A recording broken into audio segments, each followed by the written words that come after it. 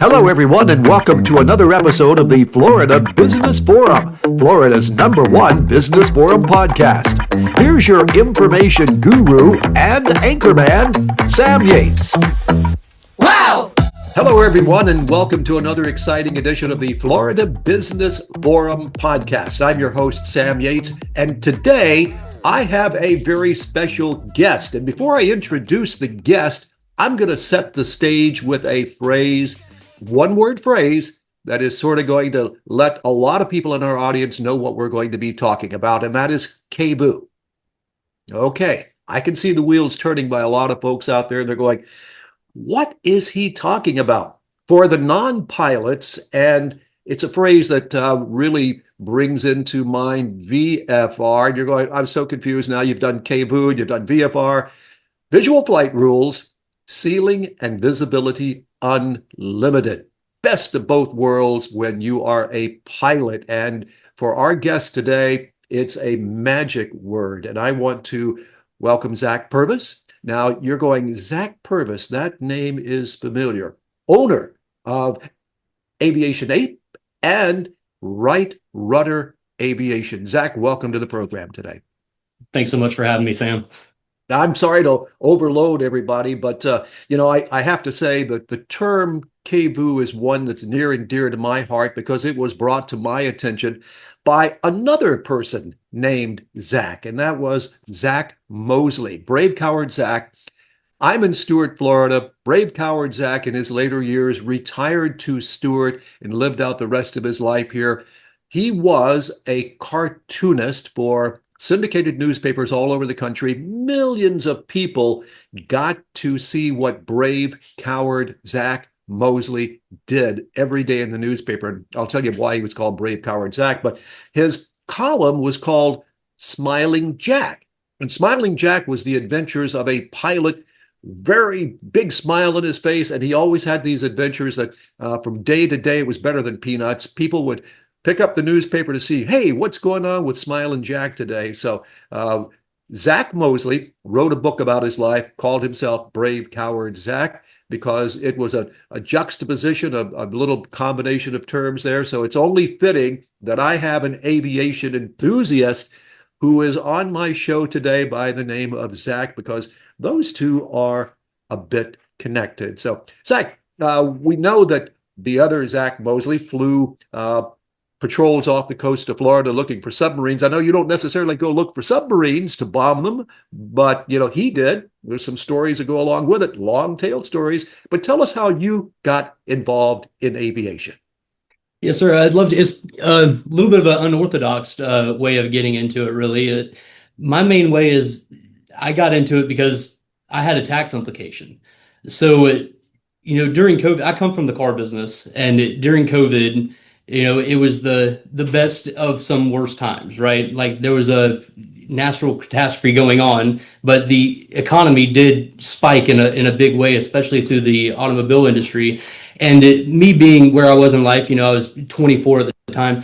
I didn't really plan for any of that. I was spending it just as fast as I was making it. And when it comes down to due tax time, well, I owe $100,000 to the IRS, and I didn't know what I was going to do. And I was already learning how to fly. I'd been skydiving, I'd been hang gliding, and then I was like, well, the next thing to do is fly an airplane. So I was learning how to fly, and it was just the stars and planets kind of aligned here. So I have a tax implication, I'm learning how to fly, and then I find out that if you buy an airplane for business use, you can write the entire thing off. So I was like, okay, well, this is my sign right here, right? So the flight school that I was initially learning at, which is where we're at now, right, Rudder Aviation, I was originally a student here.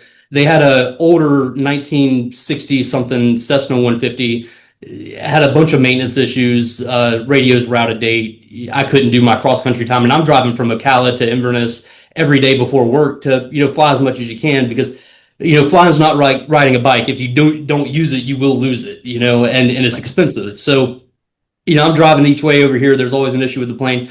So I was like, okay, there's an opportunity here. So I went to the owners. I said, guys, I'm not your only student. You have other students besides me, but you have this airplane that you're using them all in. So I'm sure the other students have the same problem I do. What would you guys think if I just got you a brand new airplane that has no issues, and you can just cut me in on what it makes on the profits, right? And they said, yeah, it's a lease back, and that's a thing that a lot of people do. And so I start researching, and I was like, okay, well, if there's a way that I can tie all these things together, well, this can benefit everybody, right? Like I can get my tax liability handled, I can make some passive income off the thing, and guess what? I can get my pilot's license too. I can get it in a quality machine. So I'm researching about leaseback, and very little information out there, especially at the time. This was 6 7 years ago. Uh, but the little information I did find was all telling me how terrible of an investment it was. Like that the only way to become a millionaire in aviation is to start as a multimillionaire. And I still hear that today all the time, multiple times a week. And I was like, well, there's got to be a different way of doing it, right? So I had a little bit of a real estate background. I've had some rental properties, and honestly, I don't like real estate. It's not my bread and butter. You're dealing with tenants and toilets. But with commercial property, it's worked very, very well. And I was like, this is kind of the same thing as far as like a triple net lease. I was like, the airplane is a piece of property that the flight school is using as a business to create, revenue, right? So I was like, if them as a flight school, they know they're the expertise in what the things take to maintain the insurance for them, the operating costs, all the dollars and cents that it takes out that would make the multimillionaire a millionaire, right? So I was like, well, if they control all of that, me as a brand new pilot, especially at the time, I bought my first airplane at 15 hours. I didn't understand aircraft maintenance, aircraft insurance, the operating costs. Is an oil change on this thing $50? Is it $500? I don't know. If I take my Mercedes to the dealership, I know I'm not getting out of there for less than $500. You know what I mean? So an airplane you think is going to be more or less the same. So I was like, so what if we just flip things around a little bit, guys? I want you guys to make money because I want the airplane to stay here. I don't want to have to hopscotch it around all the place. So what if we just do a flat hourly rate on a monthly hourly minimum so I can guarantee it's going to cash flow, right? And you guys take care of the insurance, the maintenance, the fuel, the hangar, the operational costs, right? Because you control it. You hire your own mechanics, you control the fuel here and all of that, and you are going to be the ones operating with it every day. So, and your insurance is going to be a whole lot less as a business than it is going to be me, a brand new student pilot, trying to register this plane to get students in. So they said, yeah, I think we could make that work. So I bought my first airplane. It was a brand new Pipistrel Alpha trainer. We had it imported from Italy. Came here, I helped put the wings on, put it all together, and then it started producing revenue right away. So my payment was relatively low, considering what it was making, and it just did it again month after month after month, and I got to write the entire thing off. And I went from owing, almost $100,000 to the IRS to my first time in my adult life, I got a tax refund. And I was like, well, I'm doing this again. And I started doing more planes again and again and again. And we started doing it for other people. And it's just been crazy from then on out. And then the opportunity came to buy Rudder. The original owners wanted to retire and move on. And, I was like, well, again, here's your sign. And, did it and just brought it to scale. And it's been crazy ever since. Now, a lot of people, when you say you bought Right Rudder, let's back up, pause right there and back up a step. Right Rudder Aviation is an FBO. Okay, Sam, there you go again, another three-letter word out there that nobody knows what it is. FBO. Explain it. Explain where that Right Rudder Aviation is located and why it was attractive to you. Yes, sir, absolutely. So FBO is a fixed based operator. Okay. So every airport out there has them, from if you go to like major airlines, to the small regional airports, like Sheltair is a major one that most people will know. But mainly what a fixed base operator does is they manage the airport and the day-to-day operations. So they rent hangars, they sell fuel, tie downs, provide catering, accommodations to the pilots. We have a pilot's lounge here. They can do flight planning here. Just like basically a home for a pilot in a gas station, right? Now, what was appealing about it is because before, when I was doing all of this on my own, I was leasing the planes, like I said, I did it myself, and I got multiple planes and had them leased out, and I started doing it for other people. Well, I bought a hangar in Ocala where I lived at, and I would turn and burn. I'd get an airplane, market it, get it leased out, and it would go somewhere in the country, some flight school or flight club in the country, and then I would go to the next one, and then again and again and again. Well, demand started picking up, especially towards the end of the year, and then I bought two more hangars. I was fortunate enough to find two more hangars to buy, and then I was able to do three at a time. Well, then it started picking up even more faster than I could really turn them. And before I know it, I'm taking up all of Ocala's front line. So I'm paying for a lot of storage space at this point, right? And they're moving, but it's just I kept getting them and getting. I couldn't keep an airplane in stock, and as soon as I'd get one out, I would have another one come back in to take that spot. And I was like, man, I'm running out of space, and I didn't control the fuel. I didn't have a mechanic. I would have to outsource all of these things, right? So it was just me and a hanger and moving them around. But if I needed, a maintenance issue fixed, I had to call a mechanic and outsource one in, and I'm paying retail for that. If I needed, bulk fuel or whatever it was, I have to, taxi all the way to the other end of the hangar, and I'm paying retail and I'm getting fuel. Storage space, I'm paying retail for the storage space. So it was just a lot of overhead. It was profitable, but a lot of overhead. So then whenever this place opened up, I was like, okay, not only can I control the fuel, I can have a flight school, so I can mimic my own model. Like whenever I bought Right Rudder, we had my plane that I originally leased here plus another two, so we had three planes. Well, now we have eight of them, and I leased those remainder of those five, and I did them all under my triple net model. So I was able to scale our flight school from three airplanes to eight airplanes in less than 6 months, and they're all producing cash flow. They gave all the owners bonus depreciation off the taxes that they bought them for, right? And we're doing all the maintenance, the insurance, and all that, which allowed me to employ 15 people. I have 4 full-time mechanics here and another 5 CFIs, and then some, FBO personnel that handle the fuel testing and the fuel trucks and taxiing planes, ramp service, and so on. So whenever I was able to get this FBO, I was like, well, now coming from the car business, right? I come from a dealership background. I was like, well, now this is basically like my dealership, right? So I can have the planes here for sale, for lease. I can have them under maintenance, all under say one roof. I can get them retail ready. We have the fuel that we can get them, fueled up right away, and we can control all of that. And then if somebody wants to buy a plane from us, heck, we can train them in it right here too. Now, the interesting part of that is when you say the car dealership approach to it, that it was a rather unique approach that you came up with.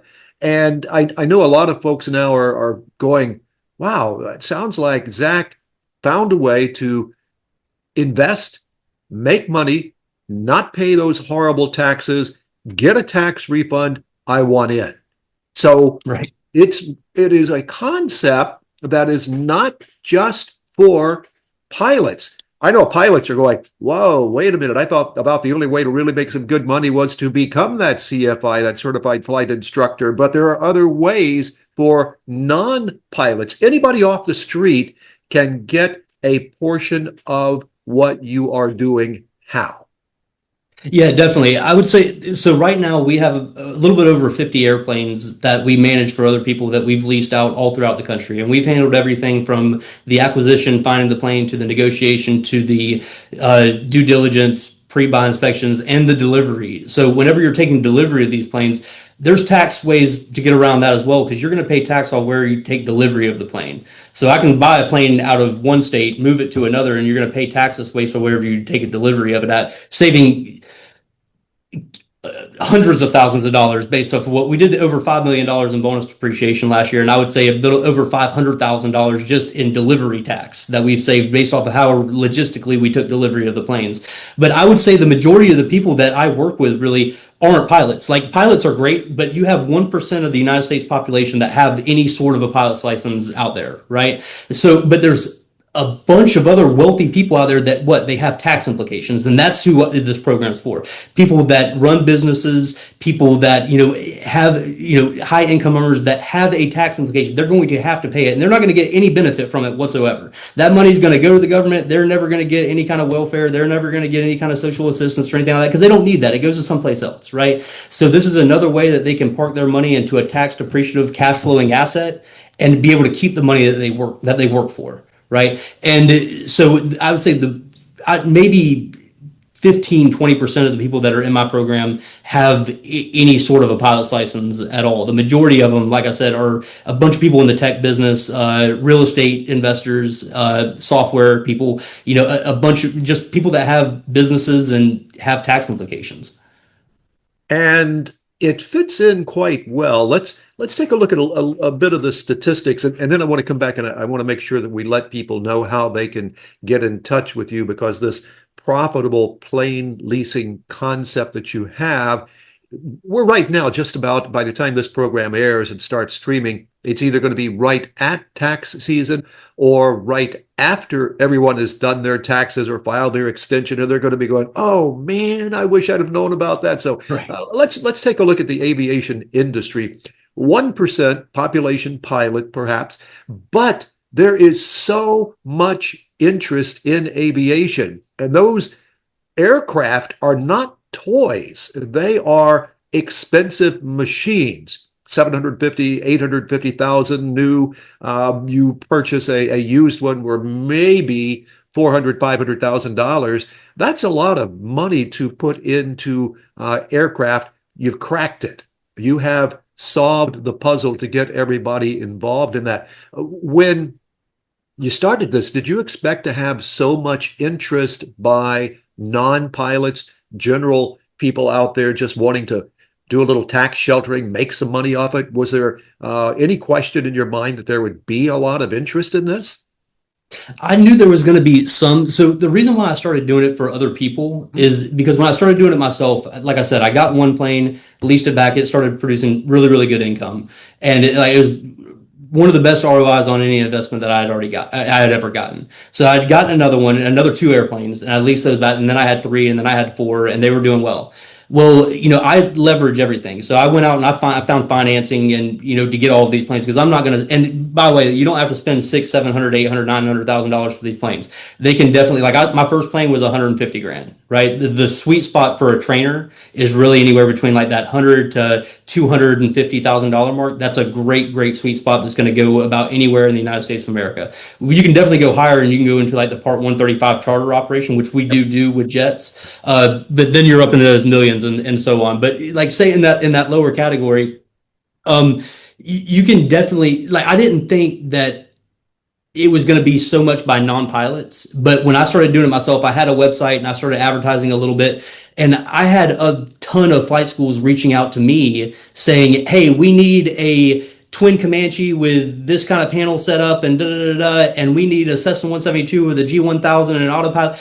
And I'm like, I don't build airplanes, So I was like, I didn't have like a huge inventory, and I leverage all of them. So I was like, there's a DTI, like debt to income, is a thing, right? So there's so much planes that I can go out and get before the bank's going to say no, even if they're all producing, they're making money, right? So I was like, well, I have the framework, I have the model, I can do this for other people, and I see all these deals just getting passed up because if I'm not doing them, nobody else is. So then I started taking on investors, and I said, look, I have the framework, I can do the entire thing for you. So if you want, I can find the airplane, negotiate the deal, like handle everything, plug and play with a flight school, and then I can even manage it for you thereafter, right? Just like a property management company. So I started doing that, thinking that it was going to be mainly pilots that wanted to, get the same thing like my boat. They wanted to put a plane at a flight school, get their own training because it paid for all of my flight training. I haven't paid a dollar out of pocket for anything. So, and I'm at 350 hours right now, and it hasn't paid a dollar. I haven't paid a dollar for any of my training. It's paid for the plane itself, and made me a little bit of pocket change, and it's been a great, great investment. So I thought it was going to be primarily that. And then I just started getting non-pilot, non-pilot, non-pilot, non-pilot. And I started seeing a trend. I was like, well, these are the people that really, because that's who I was too. And when I look back and look at it, yes, I was a pilot, but I was somebody that had a huge tax implication. And that's why I bought the airplane in the first place. Well, then the light clicked on and I was like, oh, well, yeah, and the floodgates opened and, now we see the ratio 10-15% of people are pilots and the rest of them aren't, just like we see 1% of the population are pilots, the rest of them aren't. Well, But it the begs, same pilots are the yeah, same great income earners. it begs the question from an investor standpoint of investing in what you're doing. Are there tiers? Are there stages? Is it a lump sum? You must do this. How does that work? Yeah, absolutely. So we have a couple different programs that we sell here. So I have a course that I sell everything, my framework, my leases, my tax strategy, my business plan, everything A to Z that you can go from, taking the course to being done, and then you have basically a whole toolkit of what you would need to go out and start and doing it, right? We have a done with you program where I'll hold your hand through every single step of the process, from finding the plane to the acquisition to the pre-buy inspection, taking delivery, like we said, as far as where to take delivery, the best logistics for that. I'll bring the plane here to my FBO, do the marketing and advertising for you, basically get it all the way up until it's out of flight school, and then I'll show you how to manage it, and then they take it over from there. And then I have a complete done for you program where we handle all of it. So, like I said, the full from acquisition to lease placement, advertising, and then we manage it for you thereafter. And that's for any program you want to be in, whether it be from the small trainer planes to if you wanted to get into more of a Part 135 charter operator, because there's levels to this, right? Like you have some people that need 150, $200,000 tax implication. You have other people that need a $10 million tax implication, right? So there's levels to this, and we're able to cater to pretty much all of it. How can someone that has that interest right now get in touch with you? Well, yeah, they can reach out to me on my website, which is zachpurvis.com. They can call me directly, 352-215-2233, or they can reach out via email to info@aviationape.com. All right, and I'm going to ask you to repeat that one more time because everybody just got their pens or pen out and you're like, wait. So repeat it one more time. Yes, sir. So my website is zachpurvis.com, and the number 352-215-2233. That's my personal cell. They can call or text it. And my email, info@aviationape.com. There are obviously implications for anyone wanting to do investment and really begin to see some income growth off of this. But there's probably some pros and cons. And let's be upfront and honest that it's probably not for everybody that they do this. Walk us through the pros and cons, either as an investor or as a pilot. I'm thinking as a pilot, it's like, wow, I know that if I do this and then my aircraft's out there being leased out, probably one of the negatives is I may not have access to my aircraft when I want it. So walk us through some of the pros and cons. Yeah, I would say most of the cons would be to already pilots, right? For exactly what you said, they want to have use of their plane, or a lot of pilots, whenever they buy a plane, they look at it as if it's their baby, right? And I tell people at the end of the day, look, we're gonna buy this thing because it's a tax depreciable cash flowing asset, right? That's what it is. It's not your baby anymore. It's going to a flight school. It's going to get used. I know what I was like when I learned how to fly, and I know what my first couple landings were like, right? Absolutely. Yeah. So other people are going to do that too. That's part of the journey in becoming a pilot. But the part of it is we have it, structured in this lease to where you're protected. It's going to do that. So if you look at the airplane like it's your baby, this isn't the investment for you. If you're looking at it like it's a tax depreciable cash flowing asset that also flies, then yeah, it's the one for you. Another con, I guess you would say, we honestly really haven't seen a bunch of them, is it's a new investment. So when you're getting into it, sometimes you can have a little bit of anxiety is not knowing exactly what's going on at every single moment. But that's what they have, services like ours for, is we guide you through every single step of the way. So if you just allow us to do our process, I promise you it works out for you just like it did for everybody else. But yeah, it's pretty plug and play. I mean, obviously you have if something, knock on wood, something bad happens, you have an accident or something like that with the plane, that definitely could happen, but you have insurances in place and so on to be able to be protected there.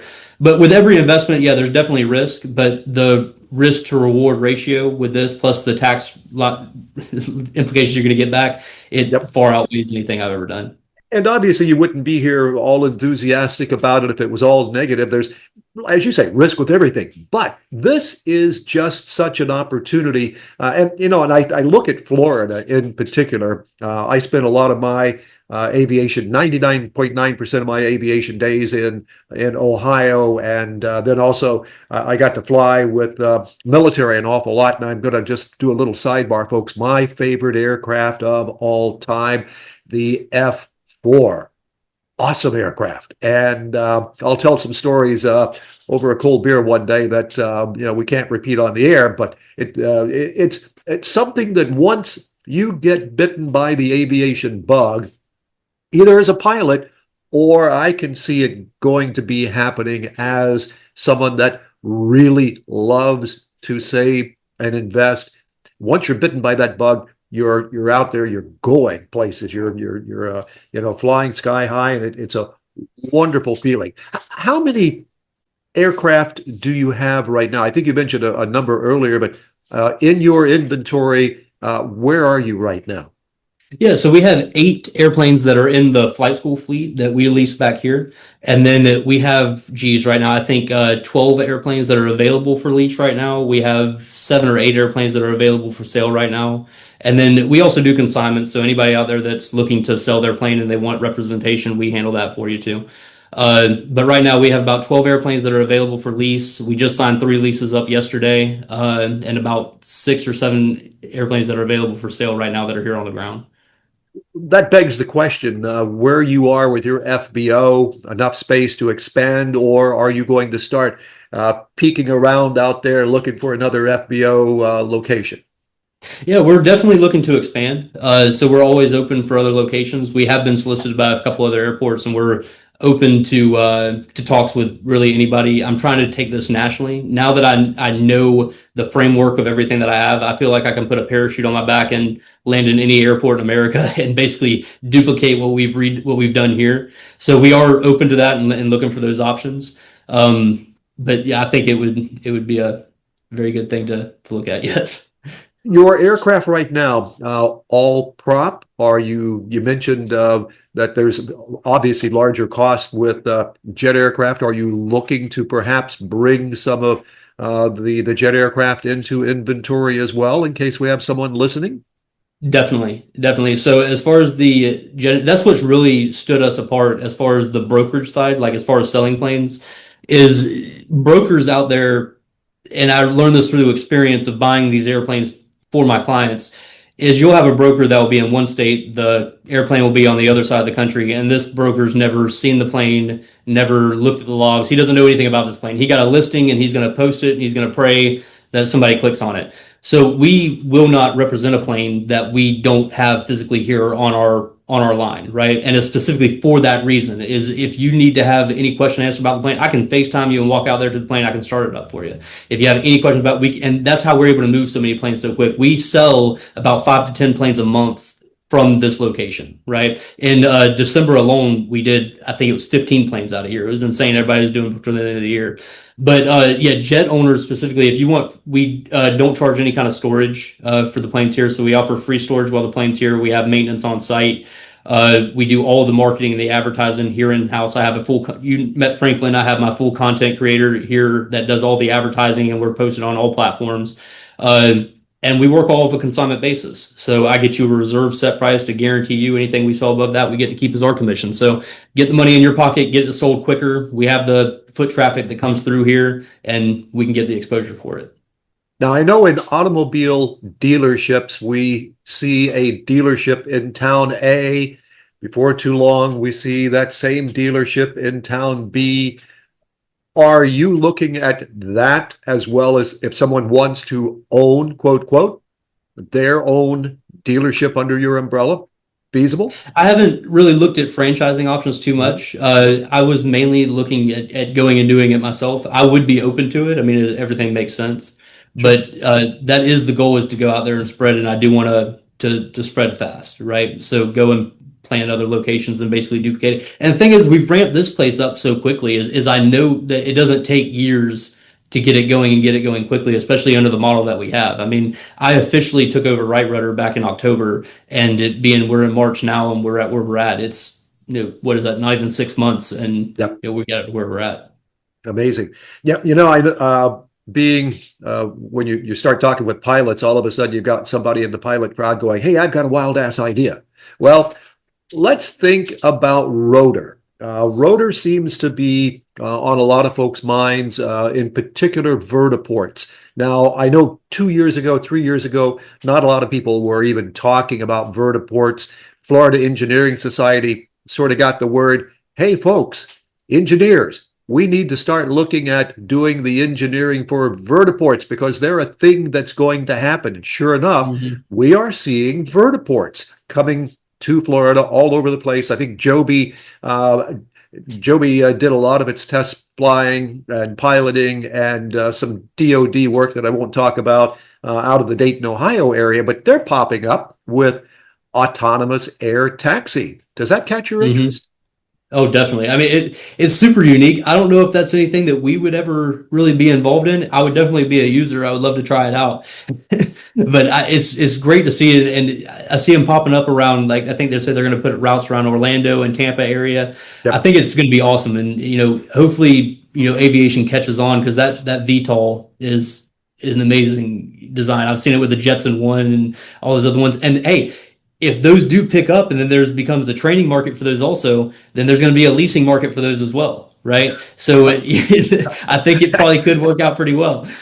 Well, I'll tell you what, when I have the opportunity to be one of the passengers in it, I will give a call and say, Zach, guess what? We have an opportunity. Can you get here? So, Right. I think it's definitely is something that's going to change commuter patterns for everybody. I mean, we're already seeing, the secondary overflow markets for aviation getting jammed up. It's just things are changing, and people want to get from point, especially in Florida, Mhm. point A to point B. Yeah, there's bright line, but there's other things that can be done too. So I think there's a lot of interest in that. So kudos to you. Kudos to you. One more time, how can people get in touch with you? Yes, sir. So my website, zachpurvis.com. My cell phone number, 352-215-2233, and they can call or text anytime. And my email is info@aviationape.com. Now, I know every pilot has what is their favorite aircraft to fly or their favorite aircraft they want to fly. For you, both of those angles. Right now, my favorite aircraft to fly is a 1946 Luscombe 8A. I have it in my hangar right now. It's the most basic airplane you would ever see. You got no electrical system. You got to hand prop it to get it to start. But I love that little thing. That's like the golden age of aviation, right? It's my little tail dragger. It's what I learned how to fly tail wheel in. I love that one. The one I want to fly the most in, which is coming up soon, is I have a L-39 Albatross, which is a uh, trainer fighter jet that is in my hangar right now that we have a tenant that brought it here for storage, and he told me that he was going to take me for a ride. So I'm going to ride in that thing next week. Good for you. If you're a pilot, you always have that next one. So, I've got my fingers crossed, and I know it's going to be a good deal for you. The thing that really lets me know that you're going to do very, very, very good at this is the continued growth of aviation interest. Even as our country's gone through some changes, especially as it's gone through some changes, I think there is a growing knowledge that aviation is a game changer. No matter Mhm. what you look at that's happening in the world, aviation is a game changer. So I think you're doing a part to help make those changes happen. Before we wrap up the program, we've covered a lot of territory. Anything that we have not touched upon that you would like to make sure you share with our audience? Yeah, pretty much that if you are in the market for an airplane, if you're looking to sell your airplane, if you're looking to get into the jet charter market and start producing some massive passive income, or get into the trainer market and get some tax deductions and make some pretty good income and get your pilot's license, we're pretty much all in anything aviation commerce, and we're right here in the middle of Inverness, Florida. So right in between Tampa and Orlando. Uh, I would love to represent you, be your airplane man. Aviation Ape, right Rudder Aviation. And I have to say, for our audience, they know that I like to start a story and then sort of wrap back around to reminding everybody about how we started the story. So we have now gone, ladies and gentlemen, from smiling Zach and brave coward Zach, who was Jack Mosley, to Zach Purvis, who, look at this, he's fitting the mold, he's smiling away, so we've come full circle. So Zach, I want to thank you for being on the program today. It's been my pleasure to have you here. I will always bend my schedule to either partake or talk about aviation. So I want you to know that you've got a seat at the table. And we're actually going to look forward to having you come back in the future and give us an update on how things are going for you. Awesome. I'd love to be there. And that one final thing, as your host for the Florida Business Forum podcast, I am Sam Yates. And my final words for you, KVU. Have a great day, everybody.